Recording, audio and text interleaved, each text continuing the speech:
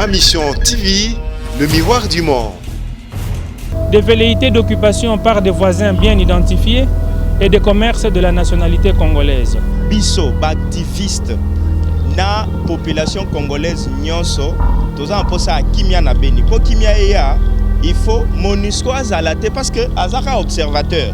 MONUSCO. Vous voyez que nous encourageons les chefs de l'État et la coalition politique avec laquelle ils dirigent le pays de prendre les dispositions nécessaires à leur niveau pour que notre armée cesse d'être une armée d'affairistes et de traîtres qu'il peut comporter en son sein. Tozo soutenir armée na biso, tolingi présence à MONUSCO te, tolingi présence ya ba généraux na ba nyonso baza na commandement o baza na ba sanction te parce que po na Beni, po na Est, po ezo saleme komi terrorisme, lobi ekokoma na Kinshasa.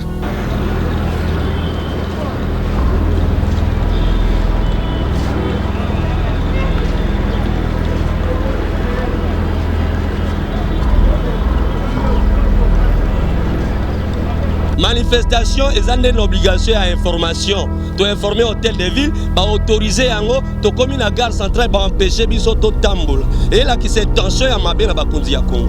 Que la solution à ce problème ne viendra pas de seuls espaces politiques, militaires et diplomatiques, en dépit des bonnes volontés des uns et des autres. Kindeki na Kigali pour signer pacte de paix. Na ba ONG ya Rwanda. Balobi nini bitumbezo taka ipana binomoko. Et là qui sait que pas na biso, il y a des gens qui sont derrière cette guerre là. Et tokoki ko vivre sans Beni te poso Beni elongwe ezaneti bakati biso makolo.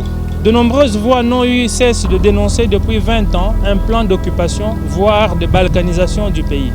La mort d'homme, eza eloko mozo à la légèreté. Bato ba kufi ebele et pendant les loto telemi beto telemi to telema lisusu. Ma mission TV, le miroir du monde. Vous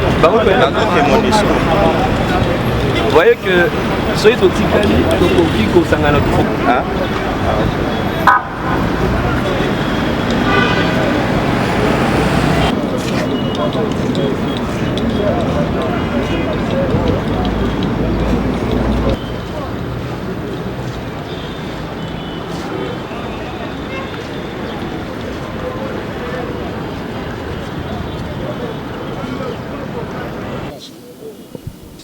Le peuple congolais assiste avec inquiétude à une recrudescence ces dernières semaines des massacres sauvages à Beni et dans l'Est en général. Le sentiment porté par les frères et les sœurs de Beni, ainsi que le peuple congolais tout entier, est que le pouvoir public et militaire ainsi que la MONUSCO en opération dans cette région sont impuissants devant ce génocide. Pour cette dernière raison, les jeunes de Beni s'en sont pris aux installations de la MONUSCO de manière ininterrompue depuis près d'une semaine. Ces tueries ne sont pas nouvelles. C'est depuis 20 ans que cette macabre tragédie a commencé et ceux qui sont censés y apporter solution préconisent toujours la même recette inefficace, à savoir réunions, patrouilles mixtes ainsi que des promesses. De nombreuses voix n'ont eu cesse de dénoncer depuis 20 ans un plan d'occupation, voire de balkanisation du pays. La tragédie de l'Est de ce jour n'est pas de nature à les faire mentir. Le fait est que le problème de l'Est du Congo est devenu, ou plutôt a toujours été un problème complexe, où se mêlent des intérêts économiques des puissances économiques et politiques du monde entier attirés par les matières premières, des velléités d'occupation par des voisins bien identifiés et des commerces de la nationalité congolaise. Le fait est aussi que face à ces forces diverses, des compatriotes civils et militaires se sont versés dans la corruption, devenant tous exploitants de carrés miniers et dès lors ont intérêt à entretenir le chaos. Comment ne pas se poser des questions et soupçonner de connivence au sein de notre armée et de nos services de sécurité lorsque ceux qui montrent un engagement patriotique pour la défense du pays disparaissent mystérieusement? Notre pensée va ici au regretté Mamadou Ndala, mort héroïquement pour la patrie, paix à son âme. Dans ce contexte, il nous devient évident que la solution à ce problème ne viendra pas de seuls espaces politiques, militaires et diplomatiques, en dépit des bonnes volontés des uns et des autres. C'est pourquoi le peuple congolais va s'investir à partir d'aujourd'hui plus qu'avant dans la recherche de la solution. il ne peut pas ne pas le faire parce qu'il y va de son destin, vaincre ou mourir. Aussi proposons-nous un engagement en 2 volets. Premier volet, la création d'un forum citoyen pour la paix globale, une structure d'information, de réflexion et d'action. Tous les acteurs impliqués à un titre ou à un autre dans le problème de l'Est sont invités à échanger des informations, à discuter, à palabrer pour proposer des solutions. Il s'agit des autochtones de Beni, Ituri, de l'Est en général, des minorités toutes appelées Banyamulenge, des représentants de nos forces armées, de la MONUSCO, des autorités politiques, des intellectuels congolais du pays et de l'étranger. Le but étant de formuler clairement le problème de manière globale, identifier les paramètres décisifs et proposer des solutions pensées. Il est impossible de trouver une solution rationnelle à un problème aux données obscures. Deuxième volet, la veille citoyenne permanente. Trop longtemps, la question de l'Est et de l'insécurité, généralisée d'ailleurs dans le pays, est restée un holocauste silencieux. Seules les populations qui y sont exposées en font l'amère et sanglante expérience au quotidien. Que la mobilisation de ce jour ne soit pas un événement ponctuel, mais une veille désormais permanente à laquelle toutes nos populations sont conviées. À cet effet, nous remercions les organisations de la société civile et les citoyens qui ont spontanément répondu à notre appel et les invitons à rester en contact avec cette dynamique de solidarité avec le Congo des villages profonds. Nous encourageons les chefs de l'État et la coalition politique avec laquelle ils dirigent le pays de prendre les dispositions nécessaires à leur niveau pour que notre armée cesse d'être une armée d'affairistes et de traîtres qu'il peut comporter en son sein. En aucune façon, les accords politiques ne peuvent être une justification pour servir de refuge à des criminels, surtout lorsque ceux-ci sont notoirement connus. Le peuple posera désormais des questions à haute voix. Le peuple a le droit de savoir qui le dirige et qui le défende.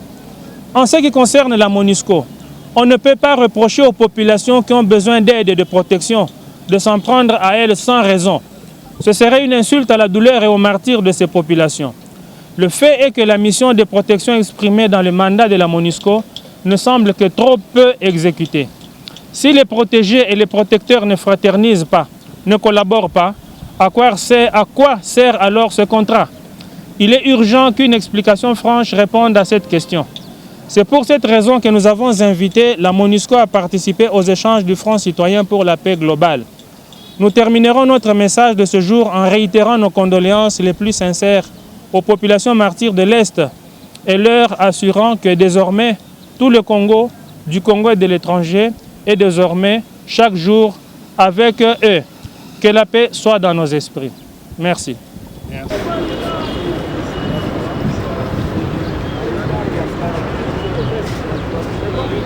Nous mobiliser pour que notre voix soit aussi entendue dans cette question de paix à l'est de la République démocratique du Congo. Nous nous étions vraiment mis hors ce processus, mais je crois maintenant qu'il est temps, au vu des massacres qui continuent à se perpétrer dans cette partie de notre pays depuis bientôt 5 ans, il n'y a eu que des discours, il n'y a eu que des promesses, il n'y a eu que des réunions, mais la paix s'éloigne au jour le jour. Il faut que nous-mêmes, les citoyens, nous nous déterminions pour exiger cette paix auprès des autorités congolaises, de la MONUSCO, mais aussi de l'armée et de la police. Et qu'est-ce que vous demandez à l'autorité congolaise? Non, le samedi prochain, nous serons encore ici, nous allons encore écrire, nous serons encore ici. Si la marche de samedi prochain sera encore empêchée, nous allons le constater. Merci beaucoup. Merci.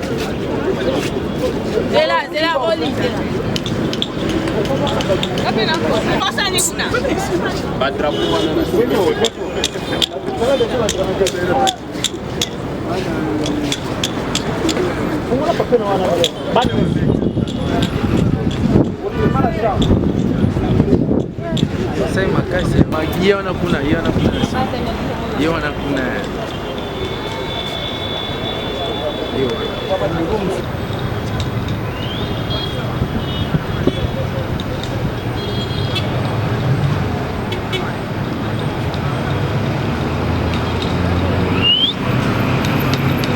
toali na lettre oyo ezalaki autorisé na hôtel de ville manifestation eza une obligation à information to informer hôtel de ville ba autoriser yango to komi na gare centrale ba empêcher biso to tambola et là qui c'est tension ya mabe na bakonzi ya Congo.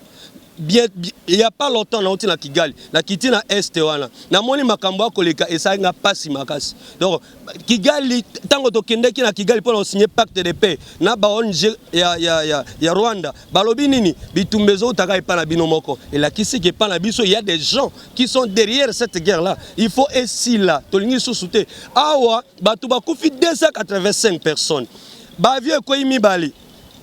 Tovanda kaka kimia tobetaka maboko eza malamu te to négliger trop liwa ya mutu la mort d'homme eza eloko moko zo la légèreté bato bakufi ebele et banda lelo to telemi pe to telemi to telema lisusu samedi o eza koya to kotambola davantage marche pe à celle-ci to kokota na kati MONUSCO musale ko sala na Congo to mona te banda bayaki ngai mo na kina MONUSCO mukolmo na droit na pas droit de l'homme balobi na ngai biso toza na mission d'observation.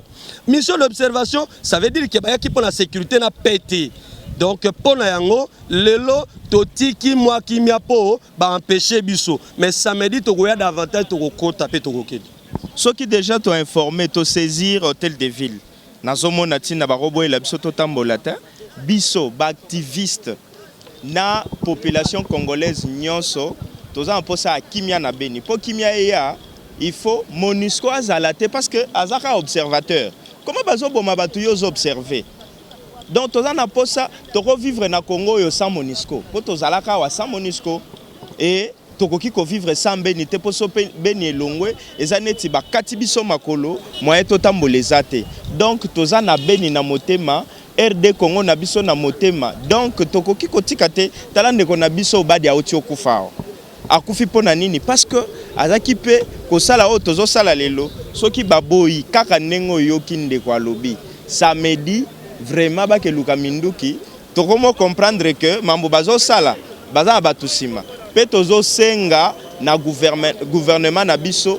alongola baye bazali na este na ba sanction na kati ya armée a équipé armée na biso poso armée na biso eza équipé to moni eza na volonté ko bunda tozo soutenir armée na biso to lingi présence à MONUSCO te to lingi présence ya ba généraux na ba onyoso baza na commandement o baza na ba sanction te parce que sous sanction bazo sala sabotage et puis bande ko na biso bazo kufa du jour au lendemain c'est intolérable to kondi mangote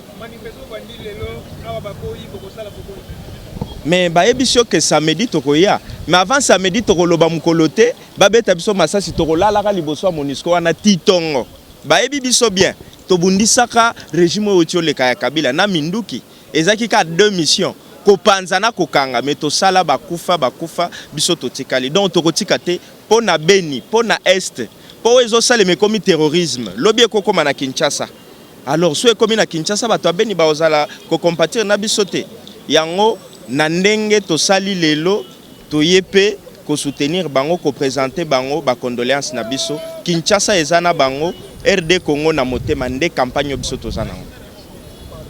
No tunachukia sana kuona polisi na tukataza tuandamane. Unaya kuandamana ni haki ya binadamu na mtu moya polisi haezi acha kutukataza.